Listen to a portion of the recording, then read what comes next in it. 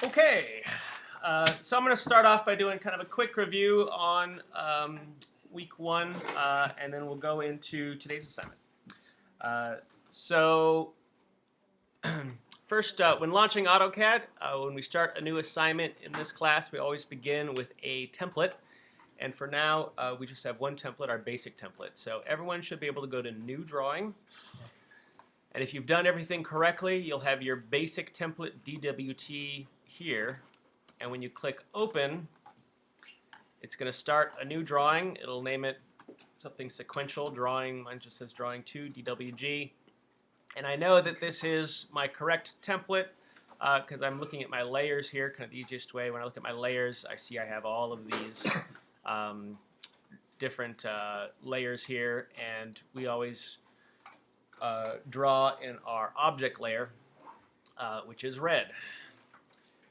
So that being said, I am going to draw in 0 only because can't see red on our projector very well. So when you draw, things will be in red, but I draw in white. All right, so just going over a few commands. Our first one we went over was just the line command. In CAD fashion, they have 20 different ways of doing the same thing. So if I wanted to draw a line, I could click on the line icon here in our toolbar. I could go to draw line. It's another way of doing it. I can type in line, and you see here line shows up, or I could even just type L, and L is short for line.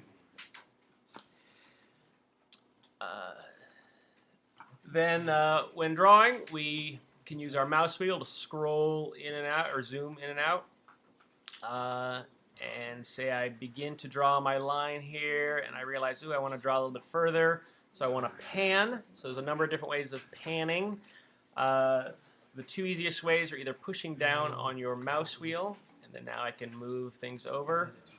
Or, since we usually have a hand on the keyboard here, I can just hit my space bar, and then that will also activate the pan option. So if your mouse wheel is broken or you don't have a mouse wheel that can take a push down command, you can hit your space bar. So I'm going to go over a little bit. I'm just going to put a line right there. Now let's say I want to put another line, and I want it to go right at this intersection here. If I click, like let's say I click, I think, all right, that looks perfectly in the middle there. Well, CAD is super accurate. I'll notice as I zoom in, even though I thought I was right on that point, we can see I was way off. So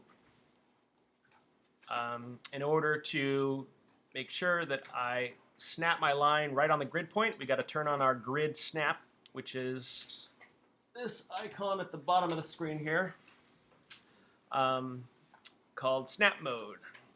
So I click snap mode, and now as I move my mouse around, we can see that it's jumping from intersection to intersection here on our grid, so I can snap things perfectly. And on that note of our toolbars here, just to the right of our snap mode is our toggle switch to turn our grid on and off. So I can turn my grid on, turn it off. And then just to the right of that was our ortho mode. Ortho mode will only allow us to draw lines that go up and down or left and right. So no matter where I click, it's only drawing. I can't draw a diagonal line, even if I try. And then the only other one that we talked about here, and this one's important, is our object snap. And object snap, with it off, it's similar to our grid snap. So let's say I want to draw a line. I want that line to be right perfectly touching the intersection of these two lines here. So I'm going to line that up perfectly. I'm going to click. I'm going to draw my line. I think, yeah, that looks great. And then I zoom in. I realize, oh, that's not even close. So the only way for us to have things touch themselves perfectly here is to click our object snap, and then you'll notice as I get close to our intersection here, I get this square, and my mouse is saying endpoint. Now when I click there and draw my line, since I had my object snap on, I can zoom in, and no matter how far I zoom in, I can see that those lines are touching perfectly. So object snap's critical for dimensioning things, which I will demonstrate for you now. So whenever we dimension our dimension layer. I'm going to hit our dimension option here and do a linear dimension. And so we have to use our object snap, otherwise we won't be dimensioning perfectly on those 2 points there. So that was with object snap on. If I turn my object snap off, and I align this up perfectly here, so that looks perfect there. That looks perfect there, and you can see I get different dimensions. They're close, but they're different, and only the bottom one is truly accurate, because if I zoom in close here, we can see that one of my dimension points was actually off a little bit, even though it looked perfectly on the screen. So even though things look good on the screen, we want to really think about precision and accuracy when drawing stuff. Another example of that was when we go to rectangle. If I want to draw a rectangle that's 4 by 6, I want to type in 4 for my first dimension. That's our width.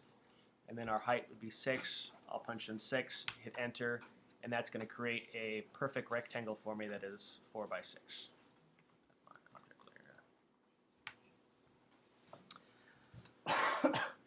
Let's see. Then there's a couple handy zoom commands. So sometimes you're looking at something, or your screen goes totally blank and you've totally lost track of where you are. The best way to get things right again is to hit Z for zoom, and I hit enter, and now I'm in my zoom command, and we can look at our command bar here at the bottom and see, yes, I'm in my zoom command. And there's all these different options here for different kinds of zoom here. I'm going to hit A for all. And that's going to zoom and show me everything that I've drawn so far. So, if I were to say add another line out here, so I have this little blue line out in the middle of nowhere, and I'm working on my document. Now if I do a Z and an A, it's going to zoom all the way out so I can see everything that I've drawn so far, including this out here. So Z, enter, A, enter, always kind of a good way of getting back to where we've started. To repeat a command that you've just done, you hit enter, went through that. To delete things, you can just click on them and hit delete. So I want to delete that line, click on it, hit delete. I can also scroll over entire sections, hit delete, and that's about it. So a couple things to talk about today. So this is all new stuff for today's assignment. The first one is our polygon command. So polygon is just a shape that has all even angles and even lengths of its sides, and can have any number of sides. I'm going to go to draw here and polygon. And in typical CAD fashion, of course, if I just start to type polygon, it'll show me my polygon command here. So I click polygon, and we can see my mouse is kind of asking me a question here, and also at the bottom here it says polygon, enter number of sides. So we can enter in anything I want here. So I'm going to do 19. I'm also going to go in our 0 layer here. Okay. So now it's asking me to specify center of polygon. So I'm going to click anywhere here. I'll just click the center of my document. And then there's inside a circle or circumscribed about a circle. What that means is as you are drawing, you're kind of creating kind of like a radius. And so the question is, would your intersections land either inside a circle or the sides land on the outer edge of the circle? I'll demonstrate them both. It'll probably be the best way to do this. I've selected my center point here, and then as I scroll out here, if you were to count all these up, it would have 19 sides. Let's say I want to draw a triangle. So a triangle is a polygon with 3 sides. So I'll go 3 sides, and now I can click second option here, draw a triangle. And then the other thing you need to know is a point. So I'm going to hit draw here, and I'm going to draw a single point. So what this does is adds a point, and you can see how the point is a little X there. The reason it's an X is a point is what they call infinitely small. It really does not have a width or a height. So as I zoom in here, my X will kind of change sides here, but my point is really just this one section here. It just gives you an X so you can see it. Otherwise, you know, as I zoom out, you really wouldn't be able to notice it there. So I'm going to draw a triangle here, snapped to this point. But first I'm going to draw a circle just to demonstrate.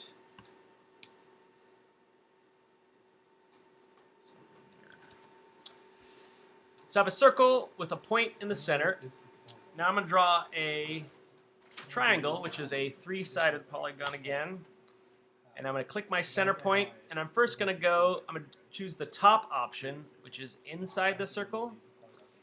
And now when I click on the edge of my circle, we can see how one of the points here, all the points, are touching my circle perfectly. So I'm going to repeat that same command, except this time I'm going to do the about circle. And now when I click on the edge of my circle, you can see now it goes to the sides touch the circle, not the points. So basically the top option draws your shape inside a circle if you had a circle. The bottom option draws the shape outside of the circle. It's kind of a weird distinction, but after practicing it a few times, you'll figure it out.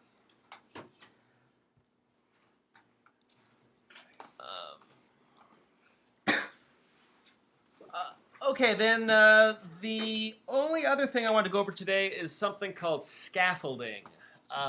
Who can tell me what scaffolding is? I think we've all heard that term before, but what is it? Anybody? Scaffolding. Let's hear it. Something like holds up the structure. Kind of. Yeah, like usually what scaffolding is used for, like you'll be driving along and you'll see construction site and they're putting up a new roof or siding on the house and they've got scaffolding set up. So it's basically a temporary structure that's built in order to build another structure, and then when you're done building that, you take down your scaffolding. So scaffolding is always temporary. So it's kind of a unique concept and something that you have to do quite a bit in this class to draw something. So an example would be, let's say I need to draw another circle. The circle needs to be identical to this circle and needs to be exactly 3 inches from my center point here. So I don't really know exactly where that point would be. So I'm just going to draw a line. So I'm going to take my line tool. I'm going to snap it here. I'm going to go exactly 3 inches at 0 degrees. Now I've got a point right here I can snap to. So I'll take my circle tool. I'll draw a circle. And now I have 2 circles exactly, the center points are exactly 3 inches apart. Now I don't need this line anymore. So I'm going to take this line. This is our scaffolding line. I'm going to delete it. So quite often in this class and today's assignment, you got to really think about this concept because it's impossible to complete without that. So there's some missing shapes that you need to build temporarily. Use those shapes to finish the assignment. Then when you're done, make sure you delete your scaffolding, and you'll have your finished product. And then lastly, starting with today's assignment, I give you some missing dimensions. So it says Q1, and then says an R and a question mark. So that means what I'm asking for is a radius. Why don't I show you what I'm talking about? Might make things easier. Here we go. So we're in assignment A here. Here, I'll publish this. It's already published. Okay. So you should be able to see today's assignment here. And you'll notice I say Q1, so this means question 1. And then I have a R with a question mark. So usually there's just a question mark. But in this case, I put a R just letting you know that I'm looking for the radius, not the diameter. So you'll draw this figure here. You go to the class website, the testing website. You'll see it's like a quiz. It says scaffolding. There's just one question of the quiz. It's Q1. You'll punch in what you get for this for the radius of this circle here, and then the class website will tell you if you're correct or not. Now, it's not graded. It's not if you get it wrong on the class website, you're not penalized at all for that. That's just so you know if you did the homework or today's assignment correctly or not.